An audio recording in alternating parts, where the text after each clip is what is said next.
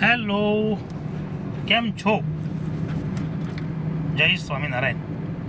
આમ ખ્યાલ તો આવી ગયો છે, હું ડ્રાઈવ કરું છું, ચાલુ ગાડીએ છું અત્યારે, પણ કંઈ નહીં, આપણે ખાલી 2 મિનિટ વાતો કરી.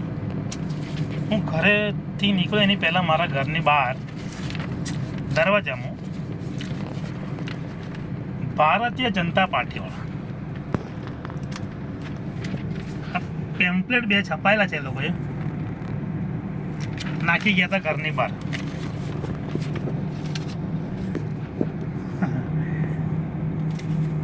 એક મિનિટ,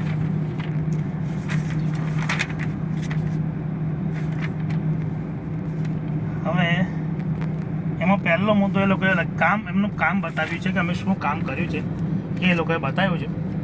બતાવો તમને. પહેલું લખ્યું છે કે અમે સોમનાથ સ્વાભિમાન પર્વ ઉજવ્યો.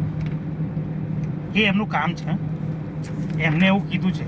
જો હશે એમાં લગભગ કદાચ ત્યાંની પબ્લિકને કંઈ ફાયદો થયો હોય.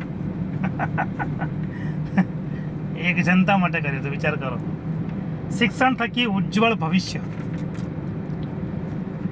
ગુજરાતની અંદર તો બધાને ખબર છે કેટલું ઉજ્જવળ ભવિષ્ય છે, અને ગુજરાતના મા બાપને બધાને ખબર છે કે એમના છોકરાઓ ભણે છે,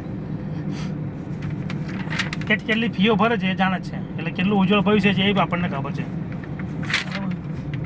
પછી મહિલા ઉત્થાન માટે શું કર્યું છે તો એમને જ ખબર.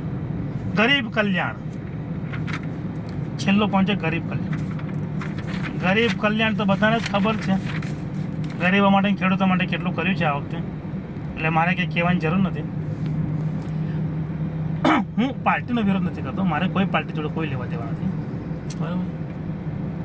પછી જે વીજળીથી રોશન ગુજરાત, વીજળીથી રોશન ગુજરાત, તો આપણે બિલ નથી ભરતા. વીજળી આપણે મફત આપે છે બીજેપી વાળા, કે આ સરકાર જે અત્યારે ચાલુ સરકાર છે આપણને મફત આપે છે, આપણે બિલો ભરીએ છીએ ભાઈ. તેમાં હું રોશન ગુજરાત કર્યું આ લોકોએ, રોશન ગુજરાત કર્યું હોય તો મોટા કરોડપતિ અને ઉદ્યોગપતિને કર્યું છે, આપણને તો કંઈ લાગતું નથી. પછી છે દરેકને ઘરનું સપનું, તે મફત આપ્યા ઘરો, પૈસા નથી આપતા લોકો. સ્વસ્થ ગુજરાત, વાહ. સરળ અને સસ્તું પરિવહન, GSRTC. જો આ મારો અંગૂઠો છે ને ત્યાં આગળ, તે ભાઈ આપણને મફત મુસાફરી કરાવે છે આ લોકો. આ એમના કામ ગણાવે છે. એટલે આ સરળ અને સસ્તું પરિવહન એ તમારું કામ છે, એનાથી પબ્લિકનો શું ફાયદો મને એ નથી સમજ પડતી. આપણે મુસાફરી કરીએ અને પૈસા આપીએ છીએ, છે કે નહીં? પર્યટનથી વૈશ્વિક ઓળખ, અમદાવાદ નરેન્દ્ર મોદી સ્ટેડિયમ, એનો ફોટો પાડ્યો છે, બતાવ્યો છે આપણને, અને લખ્યું છે પર્યટનથી વૈશ્વિક ઓળખ. નામ બદલી કાઢ્યું એટલે એમનું નામ કરી નાખ્યું ને પોતાનું. જેને બનાવ્યું છે, જેનું કામ કર્યું છે, એનું નામ જ કાઢી નાખ્યું છે. ઘર શુદ્ધ જળ, વાહ. ઘર શુદ્ધ જળ. વડોદરામાં 70% સોસાયટીમાં ગટરનું પાણી આવે છે અને ગંદુ પાણી આવે છે. અને ગામડામાં જે નળ લગાડ્યા છે, મારું પણ ગામડું છે અને ગામડે ઘર પણ છે, ત્યાં નળ લગાવ્યા છે લોકોએ. લગભગ 4 વર્ષ થઈ ગયા છે, 3-4 વર્ષ એવું. પાઇપો નાખી ગયા, નળ બી નાખી ગયા છે હવે તો છેલ્લા, પણ એક જ ટીપું પાણી આવ્યું નથી એમાં. આધુનિક રેલવે, વંદે ભારત, અને હવે ચાલુ થશે થોડાક સમયમાં, 1-2 વર્ષમાં વધારે. કયું તો કે બુલેટ ટ્રેન, એમાં ગરીબો બેસો ને ભાઈ. અને વંદે ભારતમાં કયા ગરીબો મુસાફરી કરે છે બતાવજો મને. 3-3 હજાર, 2500 રૂપિયા 3,000 ટિકિટ છે અમદાવાદ મુંબઈની. મને લાગતું કોઈ ગરીબો જો આપણા જેવા નહીં મુસાફરી કરી શકતા છે ભાડામાં. ગરીબોને તો ક્યાં વાત કરો, આપણે મિડલ ક્લાસની પથારી ફરી જાય છે ભાડું સાંભળીને. અને છેલ્લું છે નીચે ઔદ્યોગિક વિકાસ, એટલે કે અંબાણી ને અદાણી ને બધા. આપણે તો કંઈ આ મિડલ ક્લાસનો કંઈ ઉલ્લેખ નથી કર્યો આમાં, કે મિડલ ક્લાસ માણસો માટે આ જ રનિંગ સરકાર 30 વર્ષથી જે રાજ કરે છે એમને કંઈ આપણા માટે કંઈ કામ કર્યું હોય. અને બીજું એક પેમ્પલેટ છે, જો તમને દેખાવાનો પ્રયત્ન કરું છું બતાવવાનો, પણ જો બરોબર વંચાય તો ઠીક છે. હા જો વડોદરાની અંદર અમુક કામો કરેલા છે એ બતાવે છે.